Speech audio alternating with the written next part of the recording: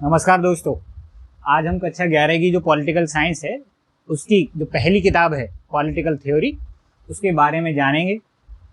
उसका सिलेबस समझेंगे। इस बार सीबीएसई ने कोई चेंजेस किए नहीं हैं अभी तक जो चेंजेस हैं वो वही हैं जो पिछले साल किया था। कोई रेशनलाइजेशन नहीं किया है सीबीएसई ने, तो आपका सिलेबस वही रहने वाला है जो पिछले साल रहा। तो समझते हैं कि कौन कौन से चैप्टर आने वाले हैं इस बार। तो सबसे पहला जो चैप्टर है पॉलिटिकल थ्योरी। पॉलिटिकल थ्योरी क्या होती है इस चैप्टर में वो बताया गया है कि क्यों पॉलिटिकल थ्योरी को समझना, उसका ओवरव्यू जानना जरूरी है, उसका इंट्रोडक्शन समझना जरूरी है। उससे हमें एक ओवरव्यू मिलेगा, एक खाका तैयार होगा हमारे मन में कि कैसे समझेंगे हम इस किताब को, कैसे हमें समझना है, कैसे इसकी थ्योरीज को अपने जीवन में अप्लाई करना है। दूसरा जो चैप्टर है वो फ्रीडम जो है, फ्रीडम का जो एक्सटेंडेड वर्जन है वो है लिबर्टी।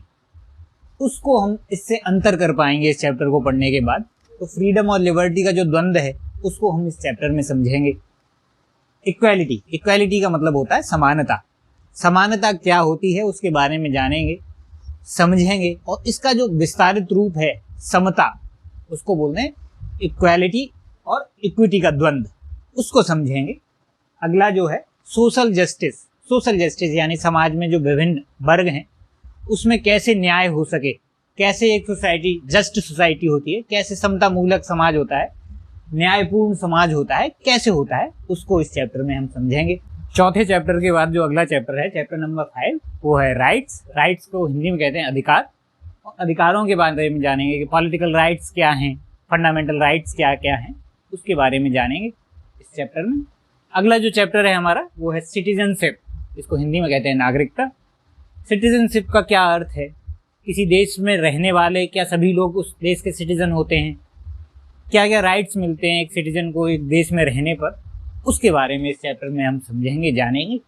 अगला जो चैप्टर है नेशनलिज्म को हिंदी में कहते हैं राष्ट्रवाद की भावना क्या होती है, नेशन और स्टेट में क्या अंतर है, वो हम इस चैप्टर में समझेंगे।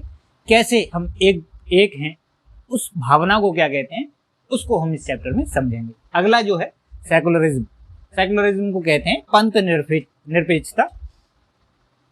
इसका मतलब है कि अलग अलग धर्मों के लोग कैसे एक साथ मिलकर साथ में प्रेम से रह सके, अस्तित्व कर सके, उसको हम इस चैप्टर में समझेंगे।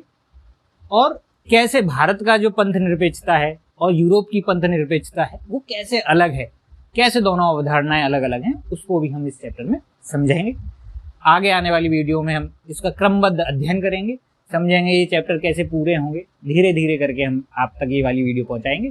धन्यवाद।